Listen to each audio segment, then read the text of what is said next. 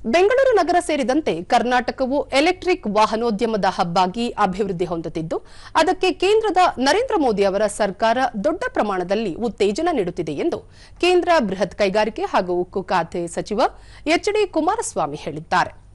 ಬೆಂಗಳೂರಿನಲ್ಲಿ ನಿನ್ನೆ ಏರ್ಪಡಿಸಿದ್ದ ಎಲೆಕ್ಟ್ರಿಕ್ ವಾಹನಗಳ ಇವಿ ಎವರ್ ರೆಡಿ 2026 ವಾಹನ ಮೇಳವನ್ನು ಅವರು ಉದ್ಘಾಟಿಸಿದರು.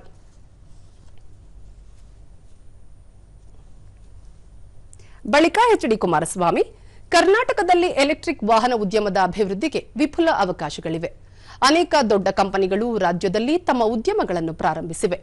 ಎಲೆಕ್ಟ್ರಾನಿಕ್ಸ್, ಆಟೋಮೋಟಿವ್ ಇಂಜಿನಿಯರಿಂಗ್ ಮತ್ತು ನವೋದ್ಯಮಗಳು ಬೆಂಗಳೂರಿನಲ್ಲಿ ಅಭಿವೃದ್ಧಿ ಹೊಂದುತ್ತಿದ್ದು ಎಲೆಕ್ಟ್ರಿಕ್ ವಾಹನಗಳ ನಾವೀನ್ಯತೆ ಮತ್ತು ಉತ್ಪಾದನೆಗೆ ರಾಜ್ಯವು ಜಾಗತಿಕ ಕೇಂದ್ರವಾಗಿ ಹೊರಹೊಮ್ಮಲು ಸಹಕಾರಿಯಾಗಿದೆ ಎಂದರು. ಪ್ರಧಾನಿ ನರೇಂದ್ರ ಮೋದಿ ಅವರ ನೇತೃತ್ವದಲ್ಲಿ ಭಾರತದ ಎಲೆಕ್ಟ್ರಿಕ್ ವಾಹನೋದ್ಯಮವು ಚಲನಶೀಲತೆಯನ್ನು ಪಡೆದುಕೊಂಡಿದ್ದು ಜಾಗತಿಕ ಸ್ಪರ್ಧೆಗೆ ಅನುಗುಣವಾಗಿ ಗುಣಾತ್ಮಕವಾಗಿ ಬೆಳವಣಿಗೆ ಹೊಂದುತ್ತಿದೆ. ಈ ವಲಯದಲ್ಲಿ ನಾವೀನ್ಯತೆ ಮತ್ತು ಆವಿಷ್ಕಾರಕ್ಕೆ ಸರ್ಕಾರವು ದೊಡ್ಡ ಮಟ್ಟದಲ್ಲಿ ಉತ್ತೇಜನ ನೀಡುತ್ತಿದೆ ಎಂದು ಸಹ ಸಚಿವ ಕುಮಾರಸ್ವಾಮಿ ತಿಳಿಸಿದರು.